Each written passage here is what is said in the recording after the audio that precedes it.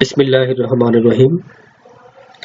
সুপ্রিয় শিক্ষার্থীরা, আসসালামু আলাইকুম ওয়া রাহমাতুল্লাহি ওয়া বারাকাতুহু। ফিন্যান্স ব্যাংকিং ও বীমা ক্লাসে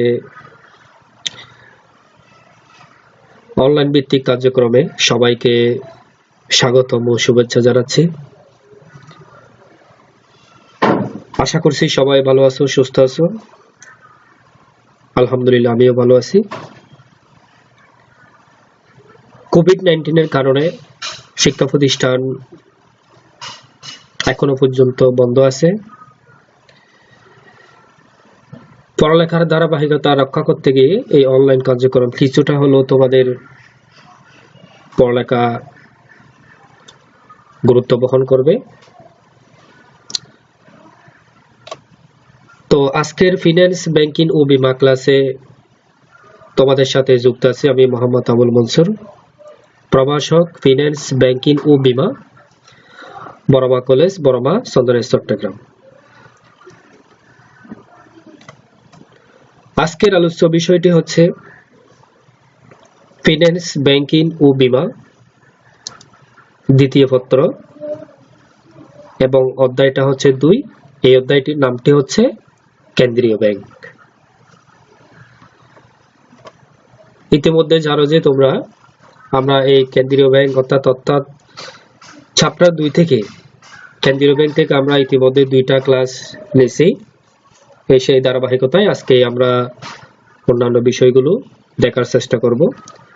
তো আজকের পাঠটি শেষে তোমরা যা শিখতে পারবে, শিক্ষণফলটা হচ্ছে সরকারের সাথে কেন্দ্রীয় ব্যাংকের সম্পর্ক, তারপরে হচ্ছে তালিকাভুক্ত ব্যাংক এবং তালিকাভুক্ত ব্যাংকের বৈশিষ্ট্য, তালিকাভুক্ত ব্যাংক সমূহের তত্ত্বাবধান, কেন্দ্রীয় ব্যাংকের নোট ইস্যুকরণ ও অর্থ জোগাড় নিয়ন্ত্রণ। এই 4টা বিষয় নিয়ে আজকে আমরা ক্লাসে যুক্ত থাকব। আশা করছি তোমরা শুরু থেকে শেষ পর্যন্ত অনলাইন ক্লাসে যুক্ত থেকে ক্লাসটির ধারাবাহিকভাবে আলোচনা শ্রবণ করবা এবং বোঝার চেষ্টা করবা। তো প্রথমে আমরা যে বিষয়টি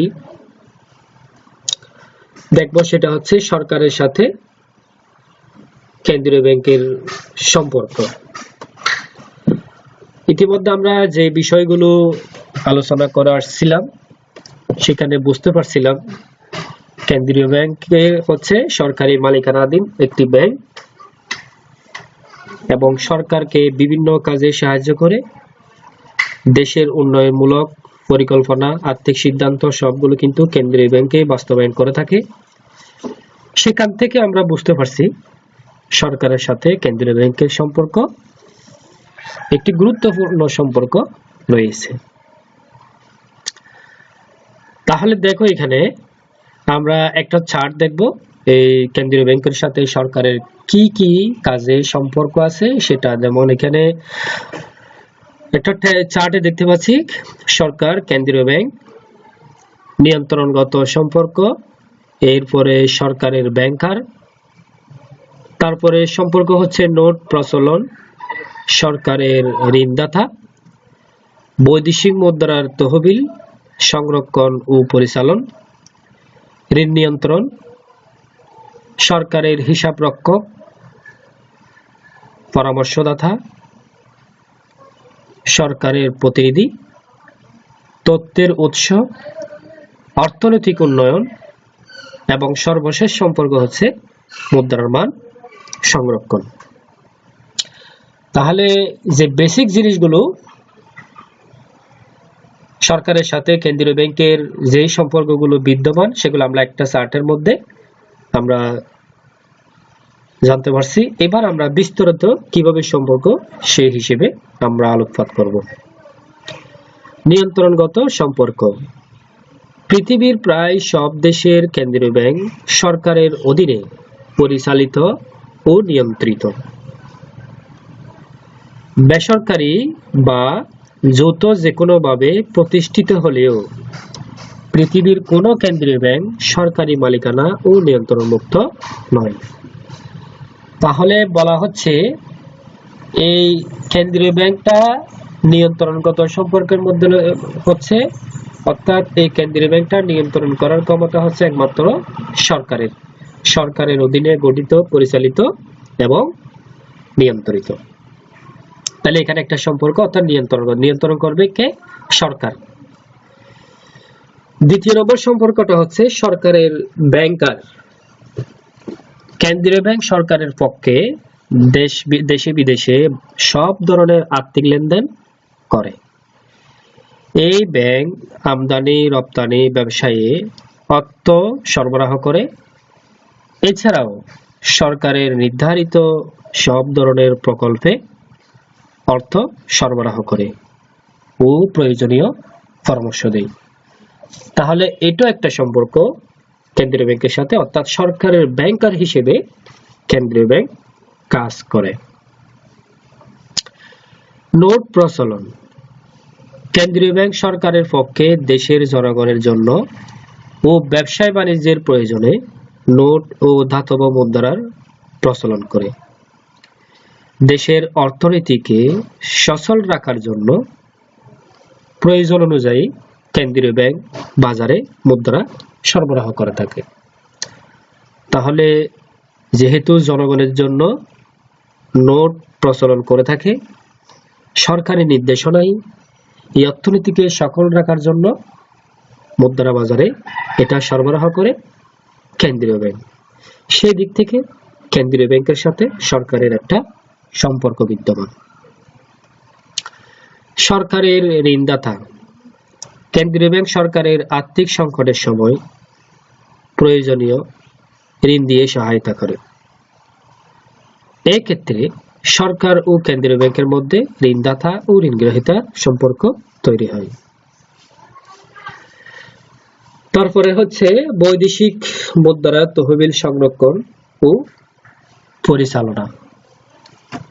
যে কোনো দেশে কেন্দ্রীয় ব্যাংক সরকারের পক্ষে বৈদেশিক মুদ্রার সংরক্ষণ, পরিচালনা ও নিয়ন্ত্রণের একক দায়িত্বপ্রাপ্ত প্রতিষ্ঠান। এই ধরনের ব্যাংক শুধু বৈদেশিক মুদ্রার রিজার্ভই সংরক্ষণ করে না, বরং রিজার্ভ অনুকূলে রাখার জন্য বিভিন্ন ব্যবস্থা নিয়ে থাকে। দেশের মধ্যে বৈদেশিক মুদ্রার ব্যবসায় নিয়ন্ত্রণ করার দায়িত্ব এই ব্যাংকেরই।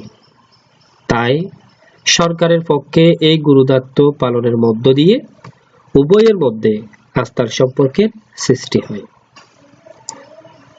এই পয়েন্টটা হচ্ছে বৈদেশিক মুদ্রার তহবিল সংরক্ষণ এবং পরিচালনা, এবং বিশেষ করে বৈদেশিক ব্যবসা বাণিজ্যের মধ্যে যে সম্পর্ক বিদ্যমান, এটা সরকারের মাধ্যমে হয়ে থাকে এবং সরকার বাস্তবায়ন করে কেন্দ্রীয় ব্যাংকের মাধ্যমে। ঋণ নিয়ন্ত্রণ। একটি দেশের অর্থনৈতিক অবস্থার সুষ্ঠু ও স্বাভাবিক গতি অব্যাহত রাখার জন্য সরকার কেন্দ্রীয় ব্যাংকের সহায়তায় স্থিতিশীল মুদ্রা বাজার প্রতিষ্ঠা এবং মুদ্রার মান নিয়ন্ত্রণ করে। কেন্দ্রীয় ব্যাংকের সহায়তায় মুদ্রা বাজার নিয়ন্ত্রণের মাধ্যমে সরকার দেশের অর্থনৈতিক স্থিতিশীলতা ও ভারসাম্য বজায় রাখতে পারে। তাহলে ঋণ নিয়ন্ত্রণ করে কিন্তু কেন্দ্রীয় ব্যাংকের নির্দেশনায় বিভিন্ন ব্যাংকে, বাণিজ্যিক ব্যাংকগুলোকে বিভিন্ন ধরনের টেকনিক ফলো করে তাদেরকে ঋণ নিয়ন্ত্রণে সহায়তা করে। তাহলে এই সহায়তা করার পেছনে কেন্দ্রীয় ব্যাংকের নির্দেশনায় বাণিজ্যিক ব্যাংকগুলো ঋণ নিয়ন্ত্রণ করে এবং এই নির্দেশনার সাথে যৌথভাবে কাজ করে সরকার এবং কেন্দ্রীয় ব্যাংক। এরপরে সরকারের হিসাব রক্ষক। বাণিজ্যিক ব্যাংক দেশের সব খাতের সরকারি আয় ও ব্যয়ের হিসাব সংরক্ষণ ও পরিচালনা করে। অর্থ জমা, লেনদেন নিষ্পত্তি, বৈদেশিক মুদ্রার আগমন ও নির্গমন সহ আর্থিক বিষয়ের আয় ব্যয়ের হিসাব সকল কেন্দ্রীয় ব্যাংকে সংরক্ষণ করে। অর্থাৎ সরকারের যাবতীয় হিসাব নিকাশ, রেকর্ড, রিজার্ভ, প্রকাশনা সবগুলো এক করে কেন্দ্রীয় ব্যাংকের মাধ্যমে। পরামর্শদাতা। সরকারের বিভিন্ন আর্থিক নীতি ও বাজেট প্রস্তুত করতে কেন্দ্রীয় ব্যাংক সরকারকে উপদেশ, পরামর্শ ও দিক নির্দেশনা দিয়ে থাকে। বিশেষ করে শিল্প ও বাণিজ্য নীতি এবং পরিকল্পনা প্রণয়ন ও বাস্তবায়নে কেন্দ্রীয় ব্যাংক সরকারকে পরামর্শ দিয়ে থাকে। যেহেতু কেন্দ্রীয় ব্যাংক সরকারকে বিভিন্ন উপদেশ দেয় এবং পরামর্শ নির্দেশনা দেয়, সেজন্য এদিক দিয়ে সরকারের সাথে একটা সম্পর্ক বিদ্যমান। সরকারের প্রতিনিধি। কেন্দ্রীয় ব্যাংক দেশে ও বিদেশে বিভিন্ন ক্ষেত্রে সরকারের প্রতিনিধি হিসেবে কাজ করে। এই ব্যাংক সরকারের পক্ষে অর্থনৈতিক বিষয়ে বিভিন্ন চুক্তি করে এবং দেনা পাওনা নিষ্পত্তি করে। অর্থাৎ এটি সরকারের প্রতিনিধি হয়ে বিভিন্ন দেশে বিদেশে বিভিন্ন ধরনের লেনদেনের প্রতিনিধি হিসেবে কাজ করে। তথ্যের উৎস। কেন্দ্রীয় ব্যাংক সরকারকে বিভিন্ন ধরনের আর্থিক বিষয়ে যেমন আয় ব্যয়, নির্ভরযোগ্য তথ্য ও উপাত্ত সরবরাহ করে, ফলে সরকারের আর্থিক পরিকল্পনা প্রণয়ন সহজ হয়। অর্থনৈতিক উন্নয়ন। সরকার কেন্দ্রীয় ব্যাংকের আওতায় জাতীয় অর্থনৈতিক উন্নয়নের জন্য বিভিন্ন পদক্ষেপ গ্রহণ করে, ফলে একটি দেশের সুষম অর্থনৈতিক উন্নয়ন সম্ভব হয়। মুদ্রার মান সংরক্ষণ। অভ্যন্তরীণ ও আন্তর্জাতিক পর্যায়ে দেশের ভাবমূর্তি রক্ষার জন্য কেন্দ্রীয় ব্যাংক মুদ্রার মান সংরক্ষণে সর্বদা সচেষ্ট থাকে। অর্থনৈতিক উন্নয়ন গতিশীল করার জন্য সরকারের পক্ষ হয়ে কেন্দ্রীয় ব্যাংক এই কাজটি করে থাকে। তাহলে মুদ্রার মান সংরক্ষণ করার জন্য কেন্দ্রীয় ব্যাংক কাজ করে থাকে এবং আন্তর্জাতিকভাবে দেশের সাথে যে মুদ্রার বিষয়ে চাহিদা এবং যোগানের মাধ্যমে ভারসাম্য রক্ষা করা, এটাও কিন্তু কেন্দ্রীয় ব্যাংক স্থিতিশীল রাখে। সেজন্য সরকারের পক্ষ হয়ে যেহেতু এই কাজগুলো করে থাকে কেন্দ্রীয় ব্যাংক, সেজন্য কেন্দ্রীয় ব্যাংকের সাথে এই দিক দিয়ে একটা গুরুত্বপূর্ণ সম্পর্ক বিরাজ করছে। সুতরাং আমরা উপরের আলোচনায় দেখতে পাই কেন্দ্রীয় ব্যাংক এবং সরকারের মধ্যে মালিক প্রতিনিধি সম্পর্ক থাকলেও এরা দেশের অর্থনৈতিক কল্যাণে একে অপরের সহযোগী হিসেবে কাজ করে। প্রিয় শিক্ষার্থী বন্ধুরা, আশা করি বুঝতে পারছো সরকারের সাথে কেন্দ্রীয় ব্যাংকের কি কি বিষয়ে সম্পর্ক থাকতে পারে, সেই বিষয়ে আশা করি বুঝতে পারছো এবং আয়ত্ত করার চেষ্টা করবা। এবার আমরা পরবর্তী টপিকসে আমাদের শিক্ষণফল অনুযায়ী আমরা চলে যাচ্ছি। আমাদের দ্বিতীয় শিক্ষণফল ছিল তফসিলি ব্যাংক বা তালিকাভুক্ত ব্যাংক কি এবং এর বৈশিষ্ট্য সমূহ। তো আমরা দেখি এই তালিকাভুক্ত ব্যাংকগুলো আসলে আমরা প্রথম পত্র আমরা কিছু যে প্রথম অধ্যায় দ্বিতীয় অধ্যায় এখানের মধ্যে তালিকাভুক্ত ব্যাংক হিসেবে আমরা কিছুটা হলো ধারণা করতে পারছিলাম। অর্থাৎ যে ব্যাংকগুলো, যে বাণিজ্যিক ব্যাংকগুলো কেন্দ্রীয় ব্যাংকের অধীনে তালিকাভুক্ত হয়ে থাকে তাকে তালিকাভুক্ত ব্যাংক বলে। তো তালিকাভুক্ত ব্যাংকগুলো আমরা বিভিন্ন নীতি এবং নির্ধারণের মাধ্যমে কেন্দ্রীয় ব্যাংকের সাথে বাণিজ্যিক ব্যাংকগুলো তালিকাভুক্ত হতে পারে। আমরা বইয়ের ভাষায় দেখি এখানে কেন্দ্রীয় ব্যাংকের শর্ত ও নিয়ম নীতি মেনে চলার প্রতিশ্রুতি প্রদান করে যেসব ব্যাংক কেন্দ্রীয় ব্যাংকের সদস্য তালিকায় অন্তর্ভুক্ত হয় সেগুলোকে তালিকাভুক্ত ব্যাংক বলে। দেশে একটি সুসংগঠিত ও শক্তিশালী ব্যাংকিং ব্যবস্থা গড়ে তোলার জন্য কেন্দ্রীয় ব্যাংক তার সদস্য ব্যাংকগুলোর কাজ নিয়ন্ত্রণ ও পরিচালনা করে। অবশ্য তালিকাভুক্তির মাধ্যমে একটি ব্যাংকে বিশেষ মর্যাদা লাভ করে, যেমন বাংলাদেশের সরকারি, বেসরকারি ও সব বিদেশি ব্যাংক বাংলাদেশ ব্যাংকের তালিকার অন্তর্ভুক্ত।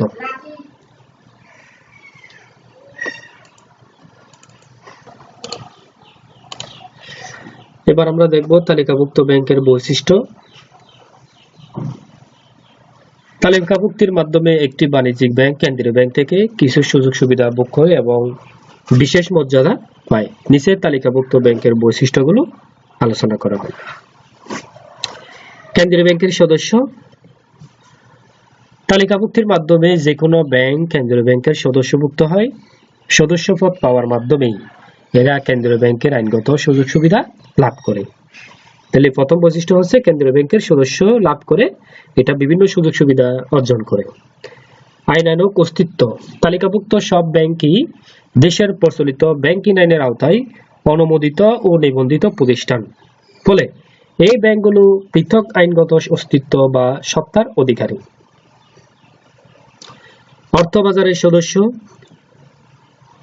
কেন্দ্রীয় ব্যাংক দেশের অর্থবাজারের অভিভাবক, তাই এর তালিকাভুক্ত ব্যাংকগুলোর দেশের অর্থবাজারেরও সম্মানিত সদস্য হিসেবে গণ্য হয়। এরাই অর্থবাজারের গতিশীলতা বাড়িয়ে থাকে।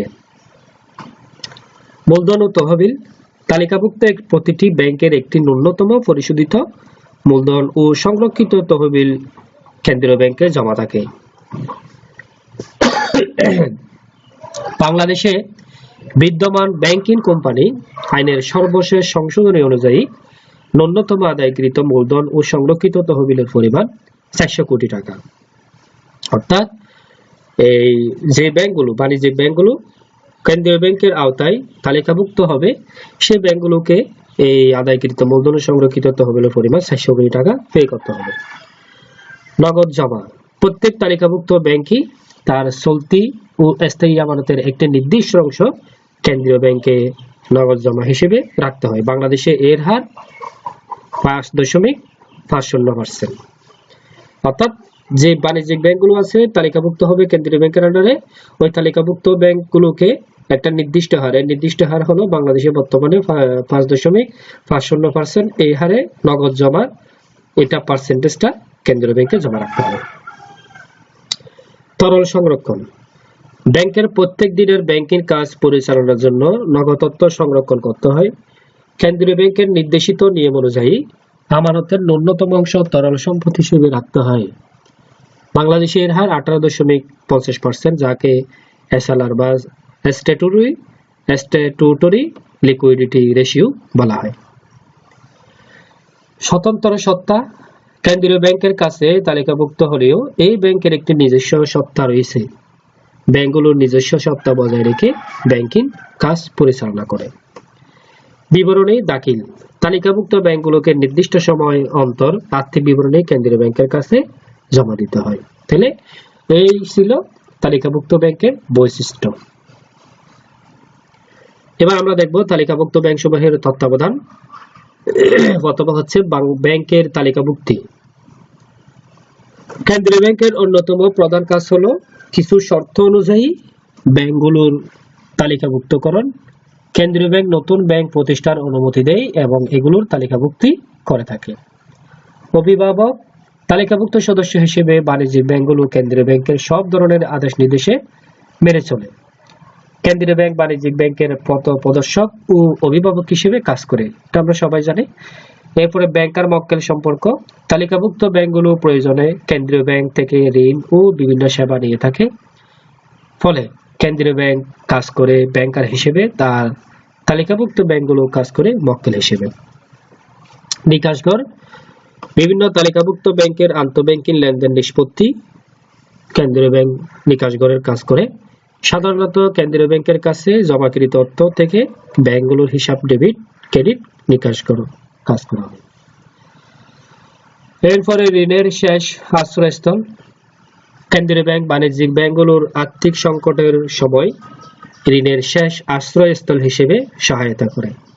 সাধারণত ব্যাংকগুলো অন্য উৎস থেকে তহবিল সংগ্রহ করতে ব্যর্থ হলে কেন্দ্রীয় ব্যাংকের কাছ থেকে ঋণ পেয়ে থাকে। বিধিবদ্ধ রিজার্ভ, যেটাকে স্ট্যাটুটরি রিজার্ভ বলা হয়, তালিকাভুক্ত বাণিজ্যিক ব্যাংকের আমানতের একটি নির্দিষ্ট অংশ বাধ্যতামূলকভাবে কেন্দ্রীয় ব্যাংকে জমা রাখতে হয়। এতে কেন্দ্রীয় ব্যাংক ও বাণিজ্যিক ব্যাংকের মধ্যে সুসম্পর্ক গড়ে ওঠে। বাণিজ্যিক ব্যাংকগুলোকে অর্জিত মুনাফা থেকে প্রতি বছর কমপক্ষে 20% হারে মুনাফা ব্যাংকের বিধিবদ্ধ তহবিলে স্থানান্তর করতে হয়। কার্য বিবরণী, বাণিজ্যিক ব্যাংক নির্দিষ্ট সময় পরপর কাজের বিবরণী তৈরি করে কেন্দ্রীয় ব্যাংকের কাছে জমা দেয়। ফলে তাদের সম্পর্ক আরো মজবুত হয়। সকল ব্যাংকের ব্যাংকার অর্থাৎ আমরা সবাই জানি কেন্দ্রীয় ব্যাংক আছে সকল বাণিজ্যিক ব্যাংকের ব্যাংকার। তথ্য সরবরাহকারী কেন্দ্রীয় ব্যাংক দেশ বিদেশের অর্থ বাজার, অর্থনীতি সংশ্লিষ্ট বিভিন্ন বিষয়ের তালিকাভুক্ত ব্যাংকগুলোকে তথ্য সরবরাহ করে। সেজন্য আমরা আলোচনা থেকে বলতে পারি কেন্দ্রীয় ব্যাংক ও তালিকাভুক্ত ব্যাংকের সম্পর্ক সহযোগিতা পূর্ণ এবং বন্ধুত্বপূর্ণ। আমাদের আরেকটা বিষয় বাকি আছে, এই বিষয়টি আমরা টপিকটি পরে শেষ করব ইনশাআল্লাহ। যেমন আমাদের আরেকটা টপিকস আছে কেন্দ্রীয় ব্যাংকের নোট ইস্যু করানো অর্থের যোগান নিয়ন্ত্রণ। আমরা জানি এখানে খুবই গুরুত্বপূর্ণ বাংলাদেশ ব্যাংক দেশীয় কেন্দ্রীয় ব্যাংক হিসেবে 10, 20, 50, 100, 500, 1000 টাকা কাগজি নোট এবং 5, 2, 1 টাকার ধাতব মুদ্রা ইস্যু করে। ইস্যুকৃত কাগজি নোটের বিপক্ষে বাংলাদেশ ব্যাংকে 30% স্বর্ণ, রৌপ্য ও অনুমোদিত বৈদেশিক মুদ্রা জমা রাখতে হয়। অবশিষ্ট 70% ক্রয়যোগ্য অঙ্গীকারপত্র, বিনিময় বিল প্রভৃতি মাধ্যমে জমা রাখার নির্দেশ বলবৎ রয়েছে। অর্থ যোগানের উৎস হচ্ছে ঋণ। ঋণ যেহেতু অর্থ যোগানের উৎস, সেহেতু অর্থের যোগান নিয়ন্ত্রণ করতে হলে কেন্দ্রীয় ব্যাংকে বিভিন্ন ব্যাংক ও আর্থিক প্রতিষ্ঠান কর্তৃক সরবরাহকৃত ঋণদান কার্যক্রম নিয়ন্ত্রণ করতে হবে। আমরা দেখি নোট প্রচলনের একচেটিয়া ক্ষমতা। কেন্দ্রীয় ব্যাংক সরকারি নিয়ন্ত্রণাধীন হওয়ায় সার্বজনীন গ্রহণযোগ্যতা লাভ করেছে, আর এই কারণেই নোট প্রচলনের একচেটিয়া ক্ষমতা কেন্দ্রীয় ব্যাংকের হাতে দেওয়া হয়েছে। কাম্য অর্থের সরবরাহ নিশ্চিতকরণ। দেশের অর্থনীতিকে গতিশীল রাখার জন্য প্রয়োজনীয় নোট ও মুদ্রা প্রচলন করা অপরিহার্য। অর্থের অতিরিক্ত নোট ও মুদ্রা সরবরাহে যেমন দেশে মুদ্রাস্ফীতি দেখা দেয়, আবার চাহিদার চেয়ে কম মুদ্রা যোগানের ফলে বাজারে মুদ্রা সংকোচন দেখা যায়। কাম্য অর্থ সরবরাহ নিশ্চিত করার লক্ষ্যে একক ব্যাংক হিসেবে কেন্দ্রীয় ব্যাংকের উপর নোট ইস্যুর কর্তৃত্ব অর্পণ করা হয়েছে। গোপনীয়তা রক্ষা। নোট ও মুদ্রা প্রচলনের ক্ষেত্রে সর্বোচ্চ গোপনীয়তা রক্ষা করা প্রয়োজন। নোটের নিরাপত্তা ব্যবস্থা নিশ্চিত করা না গেলে জাল নোট তৈরি হওয়া আশঙ্কা বেড়ে যাবে, ফলে জনগণের আস্থা কমে যাবে এবং অর্থনীতি মারাত্মকভাবে ক্ষতিগ্রস্ত হবে। আর এই মুদ্রা প্রচলনে সর্বোচ্চ গোপনীয়তা পালন করে কেন্দ্রীয় ব্যাংক। সব ব্যাংকের ব্যাংকার দেশের মুদ্রা বাজার, ব্যবসা বাণিজ্য, মূল্য স্তর, বৈদেশিক বিনিময় হার ইত্যাদির উপর নিয়ে সরকারের কার্যকর নিয়ন্ত্রণ বজায় রাখতে হয়। আর এই জন্যই সব ব্যাংকের প্রধান হিসেবে নোট প্রচলনের দায়িত্ব কেন্দ্রীয় ব্যাংকের উপর বর্তায়। মুদ্রা মানের স্থিতিশীলতা। দেশের অর্থনৈতিক স্থিতিশীলতার জন্য মুদ্রার মানের স্থিতিশীলতা রক্ষা করা অপরিহার্য। তাই নোট ও মুদ্রার প্রত্যাশিত পরিমাণ নির্ণয় এবং তার মান বজায় রাখার স্বার্থে কেন্দ্রীয় ব্যাংকে নোট ও মুদ্রা প্রচলনের দায়িত্ব দেওয়া হয়। সেজন্য বলা হচ্ছে দেশের মুদ্রা ব্যবস্থাকে সঠিকভাবে পরিচালনার জন্য এককভাবে কেন্দ্রীয় ব্যাংকের হাতেই নোট ইস্যুর ক্ষমতা দেওয়া হয়েছে। আমাদের আজকের আলোচনার বিষয়টি প্রায় শেষ পর্যায়ে। তো আমরা দেখলাম প্রথমে কেন্দ্রীয় ব্যাংকের সাথে সরকারের সম্পর্ক, তালিকাভুক্ত ব্যাংকের বৈশিষ্ট্য এবং তালিকাভুক্ত ব্যাংকের তত্ত্বাবধান কেন্দ্রীয় ব্যাংকের মাধ্যমে।